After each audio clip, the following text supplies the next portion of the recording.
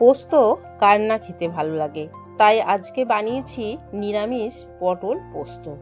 পটলগুলোর খোসা ছাড়িয়ে এইভাবে কেটে ধুয়ে রেখেছি। একটা বাটিতে পোস্ত, চা মগজদানা আর 2টি কাঁচা লঙ্কা দিয়ে এটা একসাথে বেটে রাখবো। গ্যাসের ওপর কড়াই বসিয়ে কড়াইয়ে সর্ষের তেল দিয়ে পটলগুলো দিয়ে অল্প নুন আর একটু হলুদ গুঁড়ো দিয়ে পটলগুলো ভালো করে ভেজে তুলে নেব।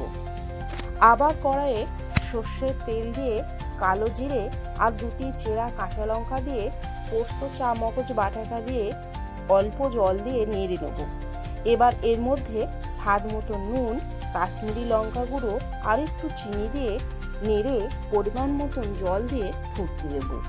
ফুটে গেছে, এবার পটল ভাজাগুলো দিয়ে নেড়ে চাপা দিয়ে দেব 5 মিনিটের মতন। এখানে গ্যাসটা মিডিয়ামে রাখবো। 5 মিনিট পর চাপা খুলে নেড়ে ওপর থেকে একটু সর্ষের তেল দিয়ে নামিয়ে দেবো। খুব কম সময়ে এই নিরামিষ পটল পোস্তটি রান্না হয়ে যায় আর খেতেও দুর্দান্ত লাগে। বন্ধুরা, আমার এই রেসিপিটা আপনাদের যদি ভালো লাগে তাহলে লাইক, কমেন্ট ও শেয়ার করে দেবেন। যদি আপনারা ফেসবুক থেকে আমার চ্যানেলটি দেখেন তাহলে ফলো করে দেবেন, আর ইউটিউব থেকে দেখলে চ্যানেলটি সাবস্ক্রাইব করে দেবেন।